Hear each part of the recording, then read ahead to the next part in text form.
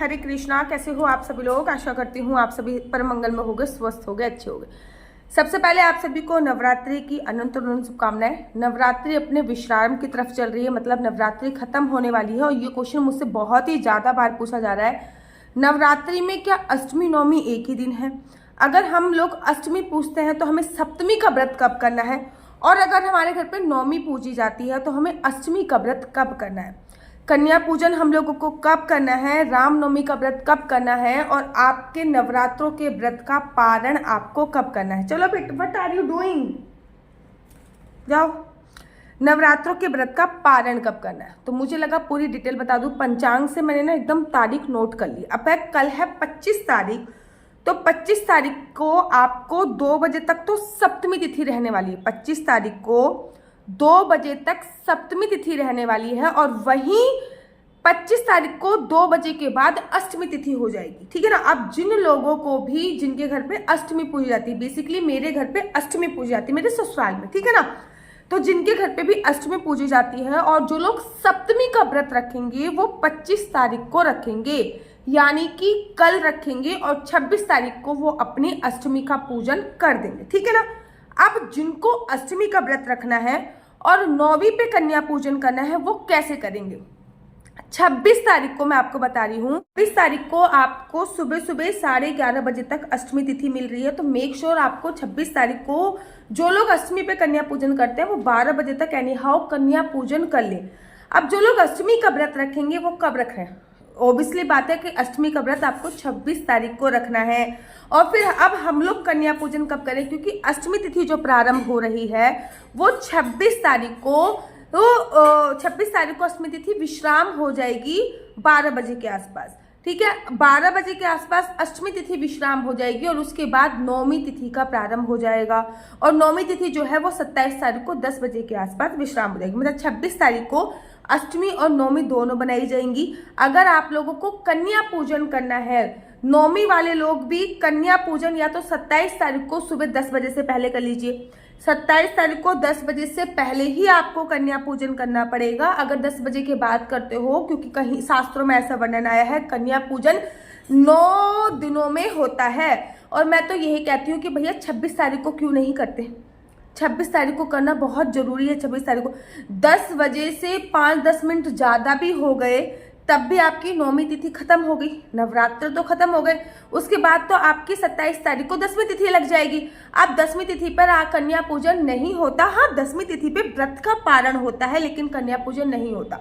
तो अगर आपके घर पे अष्टमी और नवमी का व्रत रखा जाता है, क्योंकि कोई कोई लोगों के घर पे ना 3 दिन का व्रत रखा जाता है, लास्ट के नवरात्रि 3 दिन का व्रत रखा जाता है, तो आप जो 3 दिन का व्रत रखोगे वो रखोगे 25 और 26 तारीख को। ठीक है ना? 25 और 26 तारीख को ही आपका 3 दिन का होगा। 25 तारीख को सप्तमी का भी व्रत होगा, 26 तारीख को सप्तमी और अष्टमी का भी व्रत आपका माना जाएगा।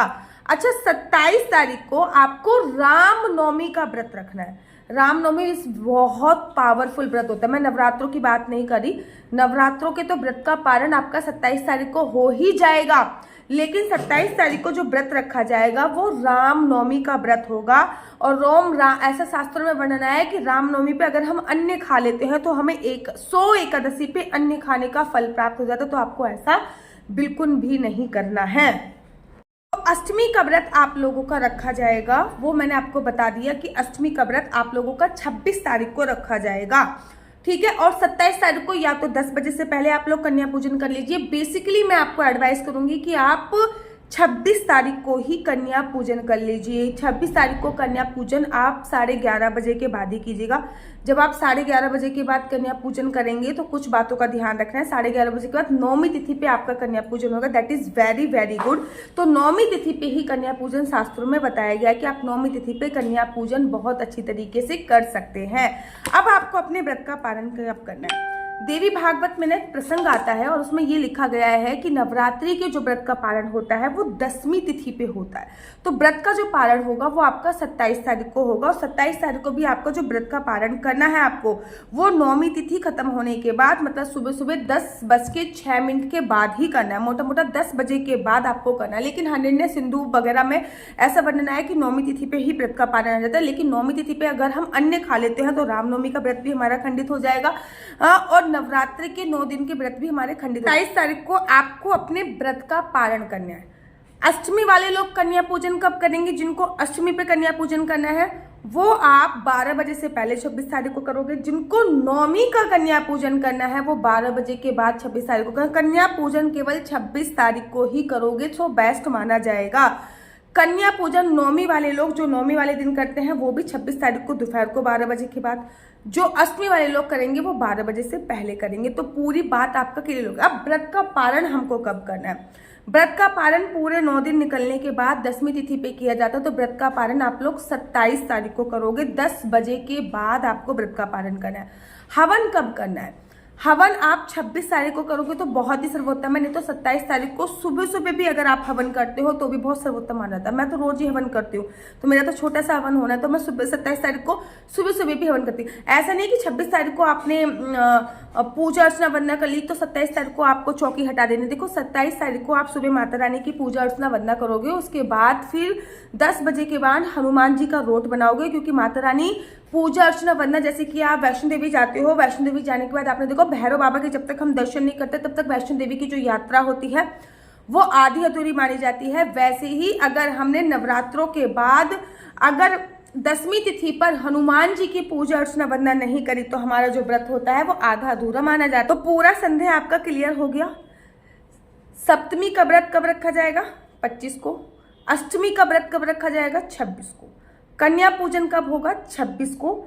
जो लोग अष्टमी पे कन्या पूजन करते हैं वो 12 बजे से पहले। जो लोग नौमी पे कन्या पूजन करते हैं वो 12 बजे के बाद। हवन कब होगा? 26 या 27 को। 27 की सुबह 10 बजे से पहले हवन कीजिए, या फिर 26 को भी आप हवन कर सकते हैं, जैसे भी आपके पास समय लगे। अगर 26 को कन्या पूजन नहीं करा तो क्या करें? तो 27 को भी कन्या पूजन सुबह 10 बजे से पूर्व आप लोग कर सकते हो। व्रत का पारण कब होगा? 27 तारीख को 10 बजे के बाद व्रत का पारण होता है, क्योंकि व्रत का पारण 10वीं तिथि पर ही किया जाता है। तो 27 तारीख को 10 बजे के बाद आपको व्रत का पारण करना चाहिए। इस बात का आपको ध्यान रखना चाहिए। और क्या संशय रह गया मुझे कमेंट्स करके जरूर और जरूर बताइएगा। आप में से कौन कौन लोग रामनवमी का व्रत रख रहे हैं? रामनवमी का जो भी व्रत रखा जाएगा वो 27 तारीख को रखा जाएगा। रामनवमी का जो व्रत होता है वो सूर्य उदय के साथ रखा जाता है। नवरात्रि में रात देखना जरूरी है, रामनवमी में दिन देखना जरूरी भी होता है कि सूर्य उदय के साथ हमें कौन सी तिथि मिल रही है। क्योंकि हाँ, बड़े सारे लोग ना 26 तारीख को भी रामनवमी बना रहे हैं। वो इस हिसाब से बना रहे हैं कि 27 तारीख को 10 बजे तो आपकी नौमी तिथि खत्म हो जाएगी। और भगवान राम जी का जो जन्म हुआ था वो नौमी तिथि मधुमास पुनीता शुक्ल पक्ष में हुआ था और दोपहर को मध्य में 12 बजे हुआ था। तो 26 तारीख को मध्य में 12 बजे हुआ था। तो बड़े सारे लोग क्या करते हैं कि 12 बजे राम जी का जन्म रहा, 12 बजे तक पूजा अर्चना वंदना करते हैं और 12 बजे के बाद फिर अन्न वगैरह सब कुछ खा लेते हैं। ऐसा नहीं होता है। आपको पूरे दिन का ही व्रत रखना चाहिए। और ऐसा वर्णन है कि रामनवमी आपको कदाचित उस नौमी तिथि पर नहीं बनानी चाहिए जो अष्टमी युक्त हो। तो 26 तारीख को अगर हम रामनवमी बनाते हैं तो वो अष्टमी युक्त नवमी होती है, तो हमें 26 तारीख को रामनवमी उस पर नहीं बनानी जो अष्टमी युक्त है। तो रामनवमी का जो व्रत रखा जाएगा बच्चों वो 27 तारीख को ही रखा जाएगा और उसके जो व्रत का पालन होगा वो 28 तारीख को ही होगा। दूसरी वीडियो में बताऊंगी कि नवरात्रि के व्रत का पालन कैसे करना है। और कन्या पूजन भाई 26 तारीख को ही होगा। मैं दोबारा बता रही हूँ, चाहे आप अष्टमी का कन्या पूजन करो चाहे नौमी का कन्या पूजन करो, कन्या पूजन 26 तारीख को ही होगा। या फिर मेरे ना मायके में बहुत सुबह सुबह कन्या हम लोग जमा देते हैं, अराउंड 7 बजे के आसपास कन्या पूजन कर लेते हैं। तो अगर आपके यहाँ पे भी ऐसा होता है कि आप सुबह सुबह 7 बजे कन्या जमा देते हो तो मैं कहूँगी 27 तारीख को जमाइए, ठीक है ना। तो नीचे मेरा नंबर दिया हुआ है, मेरा नंबर है 4/9/20/25। I repeat again 4/9/20/25। आपका बच्चा जॉब करेगा या बिजनेस करेगा?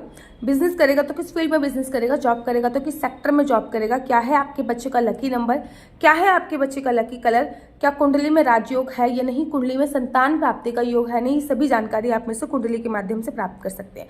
याद रखिए कुंडली देखना बिल्कुल भी फ्री नहीं है, कुंडली देखने के थोड़े से चार्जेस हैं। और इस नंबर पर मुझसे किसी भी प्रकार से कोई भी क्वेश्चन आंसर पूछने के लिए फोन मत कीजिएगा, क्योंकि ये नंबर केवल और केवल कुंडली दिखाने के लिए दिया हुआ है। अगर आप राधे राधे हरे कृष्ण, तो यहाँ पे हम आप लोगों के लिए लेके आए हैं असली तुलसी माला। विभिन्न विभिन्न प्रकार की हमारे पास असली तुलसी माला है। 30 रुपए से प्रारंभ होकर हमारे पास 1100 रुपए तक की तुलसी माला है। जप माला है, गले में पहनने वाली तुलसी माला है, 1 राउंड की तुलसी माला है, 2 राउंड की तुलसी माला है, 10 साल तक चलने वाली तुलसी माला है, और डबल राउंड की तुलसी माला है, 3 राउंड की तुलसी माला है, गांठ वाली जपने वाली माला है, बिना गांठ की जपने वाली माला है, राधा नाम के लॉकेट वाली माला है और लैब सर्टिफिकेट द्वारा प्रमाणित तुलसी माला है, जिसमें हम आपको लैब का सर्टिफिकेट देंगे कि ये असली है या नकली है। बहुत सारी तुलसी मालाएं हम आपके लिए लेके आए हैं। न केवल हम आपके लिए तुलसी माला का कलेक्शन लेके आए हैं, अपितु लड्डू गोपाल की असली तुलसी माला जिस पे राधा नाम का लॉकेट है, लड्डू गोपाल के लिए वैजंती माला, लड्डू गोपाल के लिए चंदन माला भी हम लोगों के लिए लेके आए हैं। और लड्डू गोपाल की तीनों माला का सेट है, तुलसी माला, चंदन माला और वैजंती माला का सेट भी लेके आए हैं। साथ ही के साथ हम आपके लिए रुद्राक्ष के असली ब्रेसलेट, पानी में डालने वाला रुद्राक्ष, एक मुखी रुद्राक्ष से लेकर 14 मुखी रुद्राक्ष तक हमारे पास सारे लैब टेस्टेड रुद्राक्ष अवेलेबल हैं। आप हमसे ओरिजिनल रुद्राक्ष मंगा सकते हैं। ना केवल हमारे पास रुद्राक्ष अवेलेबल है, अपितु हमारे पास कानों में पहनने वाले राधा नाम के असली तुलसी के इयरिंग्स भी उपलब्ध हैं, जो कि अलग अलग डिजाइन, अलग अलग तरीके से आप लोगों को प्राप्त हो जाएंगे। ये राधा नाम के असली तुलसी के कानों के इयरिंग्स हैं और इसमें बहुत सारी वैरायटी हमारे पास उपलब्ध है। आप जल्दी से जो नीचे नंबर दिया गया है उस पर संपर्क करके अपनी चॉइस से कोई भी राधा नाम के इयरिंग्स अपने लिए ले सकते हैं। उनके प्राइस बहुत ही सस्ते हैं, 150 रुपये से 150 रुपये से स्टार्ट होकर मात्र 200 रुपये तक है। और ये है राधा रानी और भगवान श्री कृष्ण जी के चरण, जो आपको अपने मंदिर में जरूर और जरूर विभिन्न प्रकार की अलग अलग तुलसी मालाएं आप लोगों के लिए उपलब्ध है। 30 रुपये से प्रारंभ होकर 1300 रुपये तक की तुलसी मालाएं आप लोगों के लिए उपलब्ध है। हम आप लोगों के लिए लेके आए हैं श्रीधाम वृंदावन की रज, 8 प्रकार की रज इसमें उपलब्ध है। न केवल एक सेवा कुंज की, निधि कुंज की, ललिता कुंड की, राधा कुंड की, कृष्ण कुंड की, निधि वन की, यमुना जी की, 8 जगह की ब्रज रज इसमें आपको उपलब्ध हो जाएगी। ऑर्डर जल्दी से जल्दी नीचे दिए गए नंबर पर करिए, हमारे पास लिमिटेड स्टॉक है। राधे राधे। आपको मेरी वीडियो अच्छी लगती है तो आप अपना यूट्यूब चैनल हरि बोल को लाइक से सब्सक्राइब करना बिल्कुल भी मत भूलिए। तब तक के लिए मुझे दीजिए इजाजत। राधे राधे। हरे कृष्णा, हरि बोल।